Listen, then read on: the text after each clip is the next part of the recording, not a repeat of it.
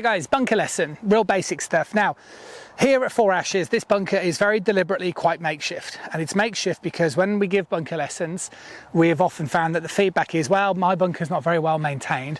My bunker's got too much sand in it. My bunker's not got any sand in it. So very deliberately, we have less sand over on this side, more compact. And then we have more sand, fluffy stuff over on that side. I'm going to go here, right? I'm going to stay on this side initially. Now, I'm also going to use a pitching wedge in this video, and that's mainly because the previous video I did was on a chipping and I used the pitching wedge, and I wanted to film a bunker lesson, and I think it shatters some illusions that you have to use a lob wedge or a sand wedge inside the bunker. It's not necessarily the case. Now, I'm hitting a shot here, let's say roughly towards the middle of the green. So it's a sort of 10-yard landing area, right? So it's pretty typical sort of greenside bunker shot that you're likely to encounter. Now, if we talk about the bunker shots, again, this is a kind of pretty typical lip in terms of size. Obviously, you know, if you're playing somewhere links golf and you have much more height, then, you know, you would need more loft, but we'll kind of come on to that a little bit in this video. But I suppose the first option is I could try and chip it out, right?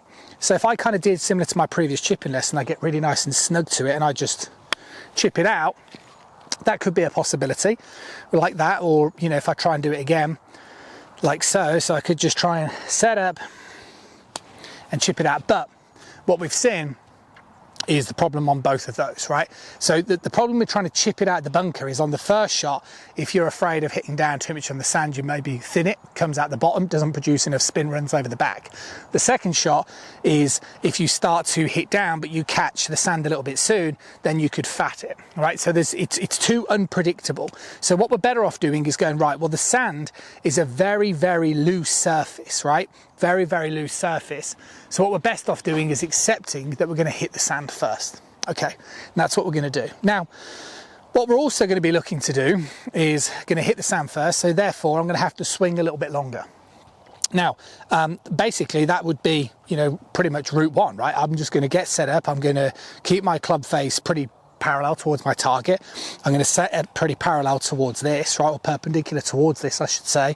And then, you know, I'm just going to produce a backswing like so, and make sure I hit the sand first and get it out.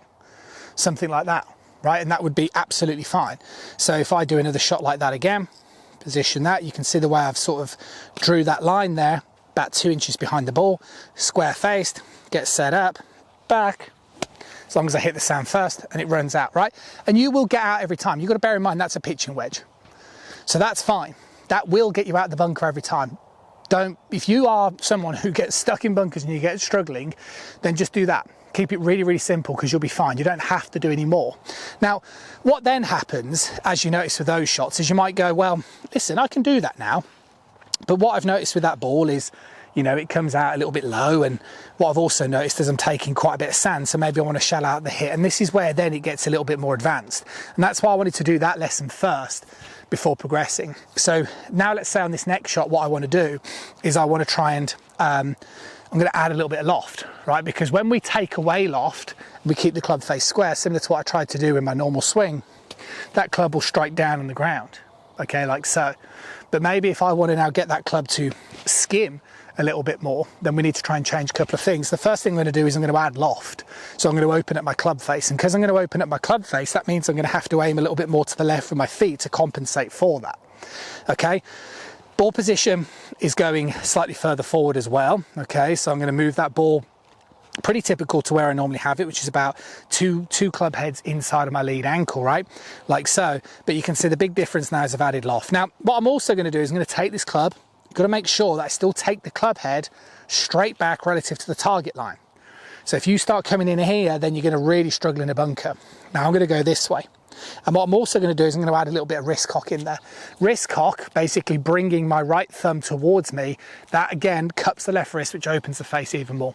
So all of a sudden, if you start doing all these little characteristics, like opening the face, aiming left to compensate, move the ball a little bit further forward, these are kind of shallowing tendencies, right? This means now that angle of attack will likely be shallower. So I keep my weight on my lead side, and then what I'm going to do is I'm going to introduce a bit more wrist cock, and then you can see immediately how much shallower that hit was, right, in terms of the depth of that sand compared to the previous shots. And then that's pretty much all you're looking for, right? Again, bear in mind, this is a pitching wedge. So if I get set up again, open up, wrist cock it, release it through, you can see how much loft is coming out of that club with a pitch. Okay, so that's basically the bunker session right there.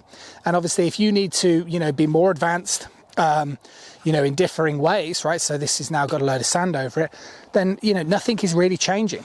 Okay, get myself set up, wrist, cock it up, release it down. Okay, let me talk about that through swing just briefly. I do a lot with the rope trainer because I think when we're holding an object like a golf club, because it's quite stiff, it's sometimes quite difficult to feel the weight of the club. But similar to the chipping video when I spoke about that sensation of taking it back and throwing it down, you're looking for that same feeling. You're looking to make sure you're allowing that club to hit the ground, but my right arm is straightening. So the way I'm allowing my swing buddy to strike down relative to my position, like so. And this is what I'm saying. I'm hitting down, right? I'm consciously making a decision to hit very much down into the sand, but I'm not dragging the club. I'm straightening it. And that's the weird sensation you have to get used to, is my arm is straightening, so it's going that way as I hit down, so it makes me turn through the ball.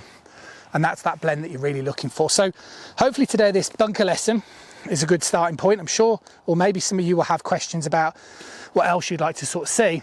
But at least we feel like hopefully we have a good idea of what we're looking to achieve with this type of shot. I'll see you soon.